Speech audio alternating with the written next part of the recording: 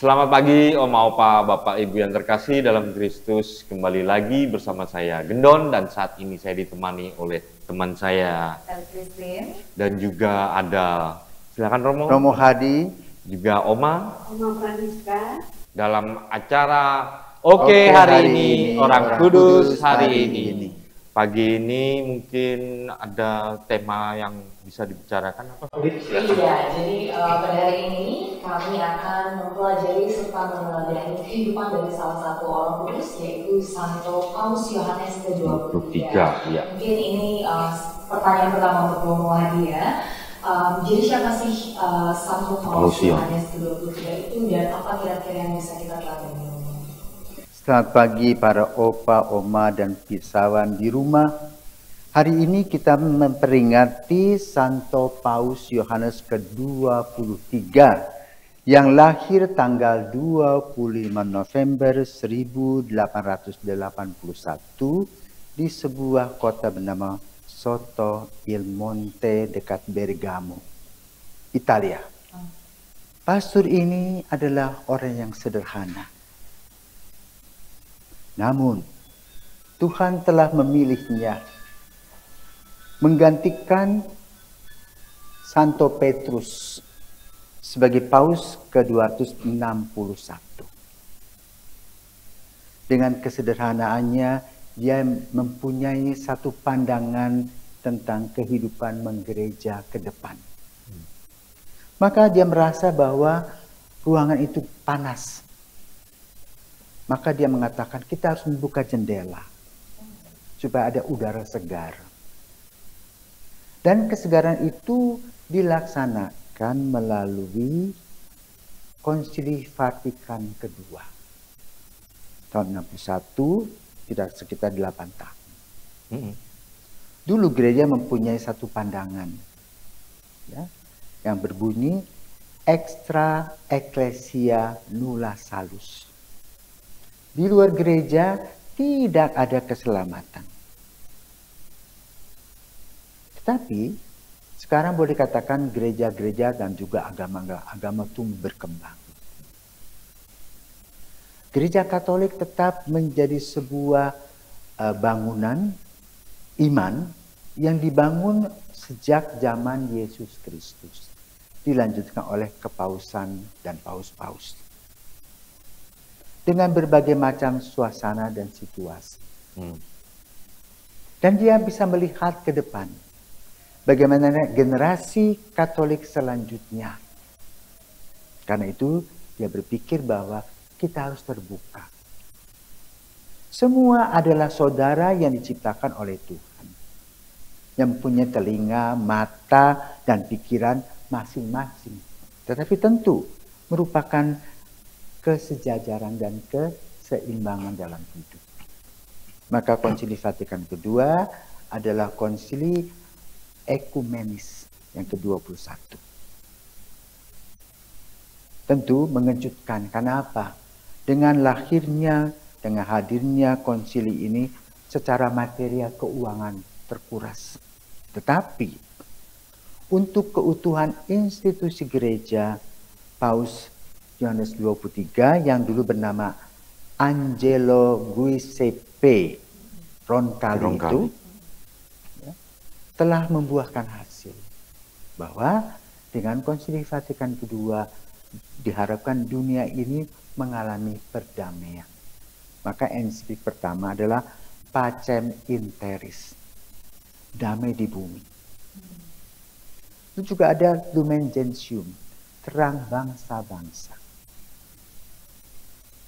Dan itu digali bagaimana peranan gereja dalam dunia yang menebarkan cinta kasih Kristus. Dengan pola waktu demi waktu yang berubah.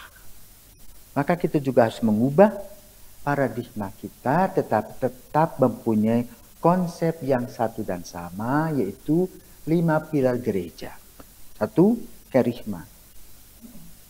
Adalah apa? Yesus yang wafat, Yesus bangkit, Yesus menyelamatkan. Di sanalah kita bertumbuh. Dan tumbuhan itu ditunjang oleh 4 hal. Yaitu pertama koinonia. satu kesatuan kepemimpinan, satu kesatuan ajaran. Kedua, tidak hanya duduk-duduk saja, tetapi bekerja, melayani.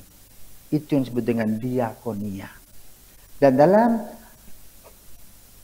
komisi atau bagian dari diakonia ini, kita melihat bagaimana gereja sejak zaman Yesus hadir. Di mana Yesus dalam satu Injil, Matius dan Lukas, Yesus berkeliling berbuat baik.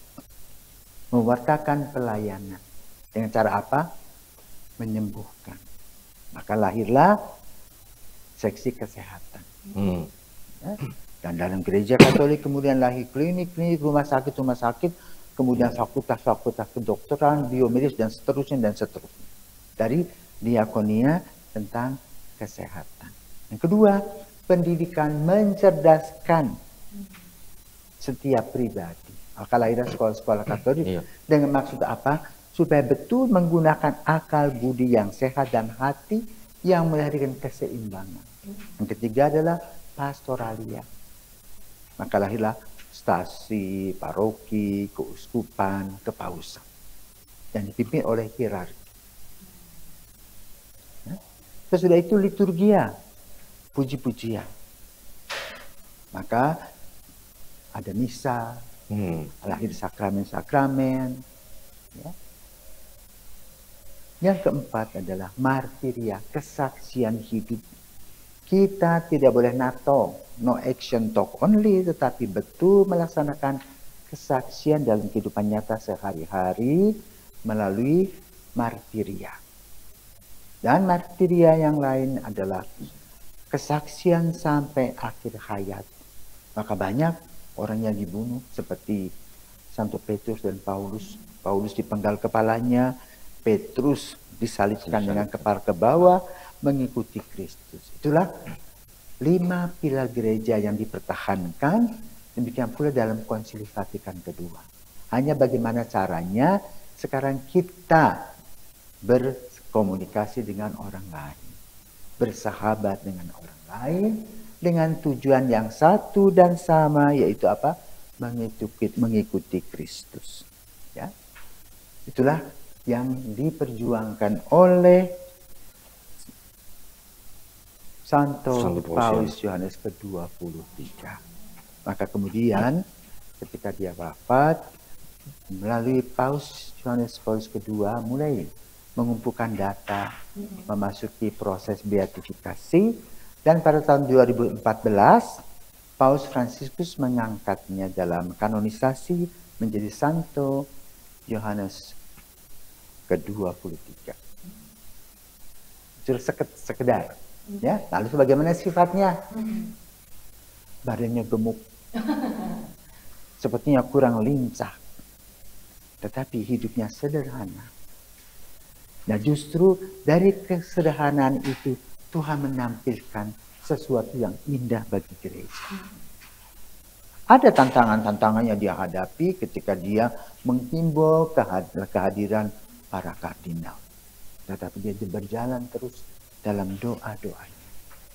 Jadi kekuatan itu ada pada doa Paus Yohanes 23. Yang ketika dia dipilih sebagai kardinal yang sederhana, mengambil nama Yohanes. Kenapa?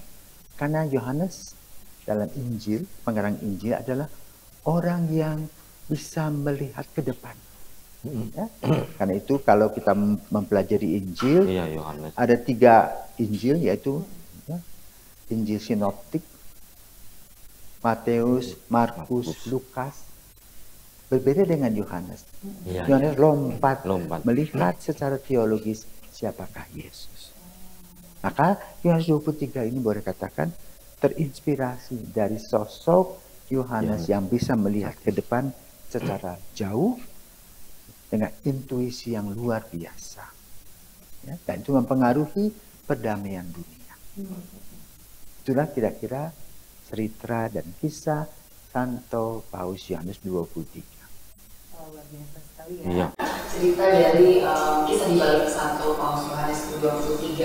Nah, ini sebelum kami bertanya dengan Romo, sepertinya Oma Francisca sudah menyiapkan beberapa pertanyaan. Oma ya. Boleh langsung. Boleh langsung, Mama. Ini Romo, saya mau bertanyakan, pada kehidupan rohani poin yang ke-6, percayalah kepada Allah, tapi kancingkanlah mentalmu. Maksudnya apa ya, Romo? Oh, iya. Jadi yang pertama yang dijawab, kancingkan mantelmu. Kenapa pakai mantel? Apakah pada musim panas orang pakai mantel? Kadang Romo, nutupin sinar matahari. Itu pakai payung. Kancingkan mantelmu artinya apa? Mantel itu adalah alat untuk menyelamatkan kita baik dari debu maupun dari udara dingin. Ya. Atau udara panas juga bisa. Sama kayak kita ya, udara panas. Maka lalu mantel itu adalah berkat yang sudah Yesus berikan kepada kita dalam bentuk iman, harapan, dan kasih. Jangan dibuang sayang. Makanya perlu kita jaga. Dengan cara apa? Terus belajar tentang Yesus. Terus bekerja dan berkarya untuk melayani Yesus dalam kehidupan sehari-hari. Sehingga iman, harapan, dan kasih kita ini tetap terjaga. Seperti yang dibuat oleh Paus Yohanes 23. Yang menjaga mantel dengan cara membuka konsili Vatikan kedua. Itulah kira-kira. Yang kedua tadi, Romo. Yang kedua, yang hostia. Oh, yang pertama, yang kedua hostia. Dulu aturannya lain dengan sekarang. Beda-beda. Bagaimana kalau dikunyah menyatakan bahwa memang Kristus itu dihancurkan, dilumatkan, disalib itu. Agar kita yang melumat itu subur, makmur. Seperti simbol burung pelikan. Toh? Ya. Pelikan itu kan makan anak-anaknya, biarkan melukai dadanya. Makan darah ibunya itu. Yang lucu kan tidak tetanus ya. Ikan pelikan tuh, burung pelikan tuh. Dimakan terus. Nah, itu simbol Kristus yang dikunyah, yang dimakan, yang disantap ya oleh kita. Ya. Satu lagi Romo, pertanyaan dari saya mungkin apa keajaiban mungkin yang dibuat oleh Paus Yohanes, atau mungkin ada cerita menarik mengenai kekudusannya atau gimana? Paus ini adalah seorang kardinal yang sederhana. Oh, waktu itu sudah kardinal, Romo? Ya, kan untuk jadi paus jadi kardinal dulu. Oh, iya. Jadi dia memang sederhana, orang sederhana. Itu merupakan paus rakyat jelata. Itu Dia yang membuat dia terkenal. Bisa namanya apa tuh? Datang ke rumah, begitu tiba-tiba dia datang. Ya seperti paus yang sekarang tuh. Ya. Paus Fransiskus sama.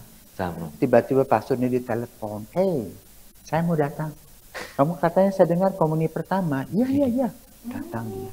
Di mana Bapak? Bapak, saya sudah di ruang tamu. Gitu. Pastornya bingung. Namanya apa? Itulah keunikan dari Paus Yohanes ke-23. Ya. Dan keajaibannya adalah keberanian untuk mengungkapkan apa yang dia rasakan dalam doa-doanya. Jadi dia tidak merasa salah bahwa mengundang Konsili Vatikan kedua itu, walaupun banyak orang yang menyerang dia. Yang nggak setuju. Yang konservatif itu kan ingin mempertahankan tadi di luar gereja tidak ada keselamatan. Ada keselamatan, tetapi caranya bagaimana? Ada yang jalan tol, ada yang berputar-putar. Nanti kalau kita sekarang ada jalan tol, lebih baik kita jalan tol ya. Iya. Nah, itulah jalan tol itu adalah Kristus. Seperti itu. Ya, tapi yang lain-lain juga dia diberikan jalan oleh Tuhan. Dan nanti pada akhirnya ya kepada Kristus juga. Satu tujuan. Ya. Itulah kelebihan dan keberanian. Karena apa? Doa-doanya. Sama seperti para ibu toh dalam memutuskan ya. Setelah berdoa, Berani biarpun banyak orang yang menentang misalnya. Tapi demi anak-anaknya maju terus. Nah, Paus juga merasakan bahwa demi anak-anak Yesus dalam gereja Katolik, maka dia berkemauan dan berkemampuan untuk membuat konsili Vatikan II, artinya membuka pikiran banyak orang bahwa Kristus ada di mana-mana dan Kristus menebarkan hatinya kepada siapa saja. Itulah kelebihannya. Mungkin satu pertanyaan lagi di saya Romo. Tadi Romo sempat mention yang namanya sebagai seorang martir kita itu nggak bisa no action talk on. Jadi memang harus ada actionnya. Nah, di zaman yang modern ini Romo, terutama sebagai kita umat Katolik, apa sih yang bisa kita lakukan untuk menunjukkan untuk merepresentasikan kata martir itu? Seperti namamu, Felicia, Felix itu adalah setia. Jadi kita harus melaksanakan segala hal yang berkaitan dengan kehidupan kita dengan setia.